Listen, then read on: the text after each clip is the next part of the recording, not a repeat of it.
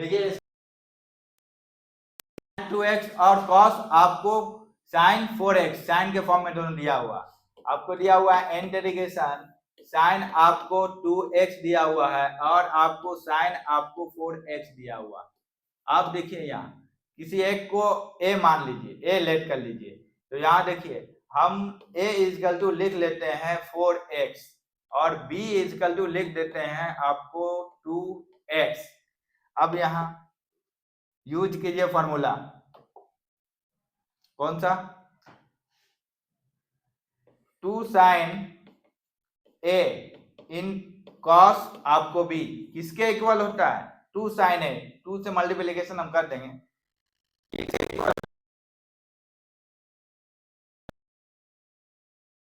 Minus लगाइए cos आ जाएगा और cos a प्लस आपको हो गया b। इसको ब्रेक कीजिए, इसका formula cos a plus b का फॉर्मूला है, cos a प्लस b का जो फॉर्मूला है cos आपको a है इनटू cos आपको b लिख सकते हैं और यहाँ माइनस है तो प्लस हो जाएगा sin a इनटू sin आपको b, फिर आपको एक यूज हो गया cos प्लस b का फॉर्मूला यूज कर लिए। यहाँ माइनस है तो माइनस लिखिए, सेम यही फॉर्मूला होगा, सिर्फ साइन का यहाँ नेगेटिव पॉजिटिव है तो यहाँ नेगेटिव हो जाएगा। तो cos a प्लस b का फॉर्मूला क्या है? cos आपको a और क्या आपको cos आपको b और यहाँ आपको पॉजिटिव है तो नेगेटिव आएगा sin आपको a इनटू sin आपको b। अब ब्रैकेट ओपन किए क्योंकि नेगेटिव है तो cos a लिखे हम, जो लिखा हुआ है बस वही लिख रहे हैं cos b plus sin a और क्या आपको sin b plus into minus minus cos a लिखिए और क्या आपको cos b लिखना है माइनस इंटू माइनस प्लस हो जाएगा आपको sin a और क्या आपको sin a into sin b। यहाँ देखिए नेगेटिव में है, सेम है, ये पॉजिटिव में कट गया, बचा किसके इक्वल हो गया 2 sin a और किसके इक्वल हुआ sin आपको b। ये फॉर्मूला यहाँ यूज कीजिए, आप यहाँ पे यूज करेंगे, हम वहां किए तो यहाँ डायरेक्ट लिखते हैं इंटीग्रेशन, आपको लिखना है इंटीग्रेशन 2 से मल्टीप्लाई कीजिए, यहाँ लिखिए 2 और यहाँ 2 sin आपको 4x को पहले ले लिए, दोनों तो मल्टीप्लिकेशन है, पहले ले लिए उसको बड़े वाला को a पकड़ लेंगे हम और 2 sin आपको 2x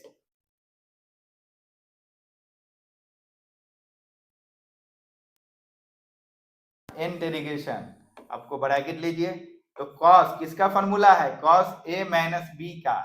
a किसको लेट किए हम a की जगह 4 लिखेंगे,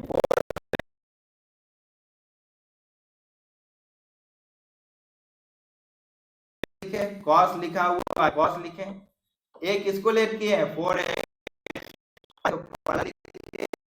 किसको लेट 2x लिखे और क्या आएगा मिडिल ब्रैकेट और dx। अब यहाँ हाफ रहने दीजिए 1/2 इंटीग्रेशन, इसको सॉल्व कीजिए तो cos आपको हो जाएगा यहाँ cos आपको 2x हो जाएगा, सब्ट्रैक्ट कीजिए 4x में से आपका 2x जाएगा तो क्या बचेगा आपको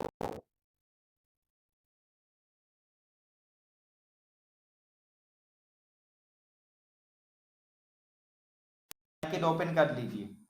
तो इक्वल टू 1/2 लिखे, ब्रैकेट ओपन करके आपको लिए यहाँ इंटीग्रेशन cos आपको 2x और आपको dx आया है,